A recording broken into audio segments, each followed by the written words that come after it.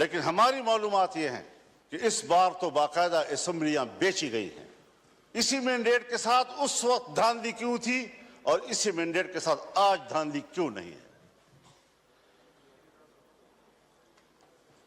हज़रत, मुझे शर्म आती है, शायद मैं कुछ अपनी गुफ्तगू में ऐसी बातें कहूं जो आप समझेंगे कि मैं तजावुज़ कर रहा हूं, लेकिन सियासी आदमी, उसे बात करनी होती है।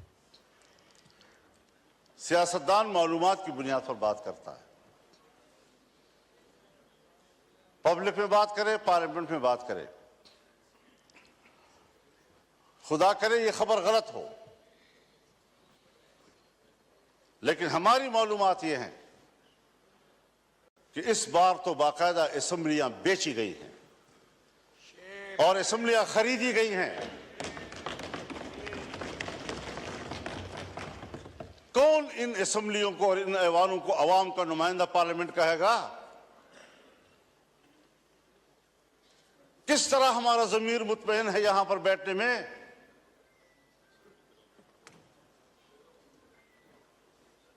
हारने वाले भी परेशान और जीतने वाले भी मुतमईन नहीं। इस कैफियत में हुकूमत में बैठी हुई जमातें, जो हमारे लिए मुहतरम भी हैं, हमारे हमसफर रहे हैं, हम उनके उन जद्दोजहद की कदर करते हैं, लेकिन उन्हीं की जमातों के अंदर उनके सीनियर लोग मजबूर हैं कि वो अपनी ही मैंडेट को मुस्तरद कर रहे हैं, उस पर एतराजात उठा रहे हैं। सिर्फ अपोजिशन की बात नहीं है, हम देख भी रहे हैं, हम सुन भी रहे हैं। तो जमहूरियत आज कहां खड़ी है?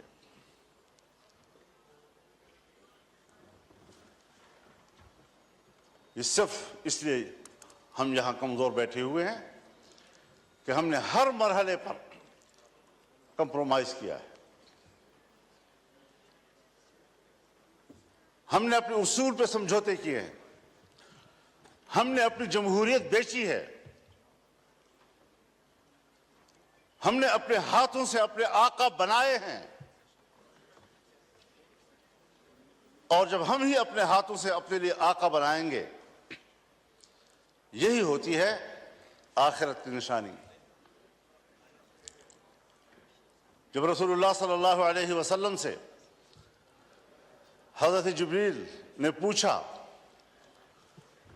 कि आप क़यामत की अलामात के बारे में बताएं, तो आपने पहली बात की अंतलिदल अमत रब्बतहा, कि माएं अपने लिए मालिकाएं जनेंगी, यानी बेटियां मालिक बन जाएंगी और मां को नौकर और घर के मजदूर की तरह देखेंगी। इस मिसाल से आप खुद समझ लें कि जो आपके मातहत होने चाहिए थी, जो आपके हुक्म पर चलने चाहिए थे, वो आज हमारे आका और उनके हुक्म पर हम चल रहे हैं। हम यहां पर एक कानून पास नहीं कर सकते। जनाब स्पीकर साहब, आप गवाह हैं, आप गवाह हैं, आपकी पूरी जमात गवाह है। हमने एक इजलास में एक कानून साजी पे बात की, उसके लिए कमेटी बनी,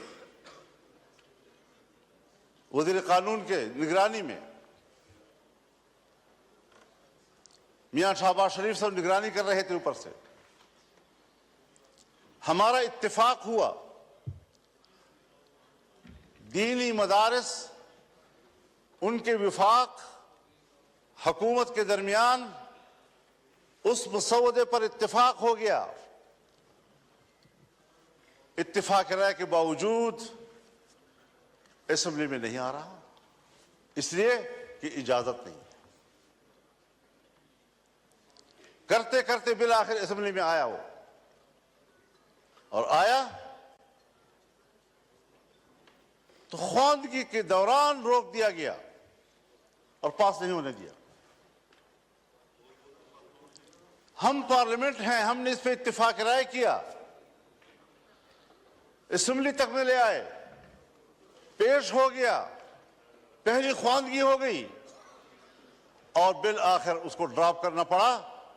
इतना जरूर हमें पता चल गया, और मैंने शहबाज शरीफ साहब से कहा कि हमें इतना पता चल गया है कि कसूर आपका नहीं है, कौन रुकावट है हमें मालूम हो जाए, बस इतना ही चाहिए था। हम कानून साजी का भी इख्तियार नहीं रखते, हम अपनी मर्जी से कानून भी नहीं बना सकते। इस पार्लियामेंट की रुकनीत पर हम फख्र करते हैं और हम समझते हैं वीवीआईपी वर्ग है।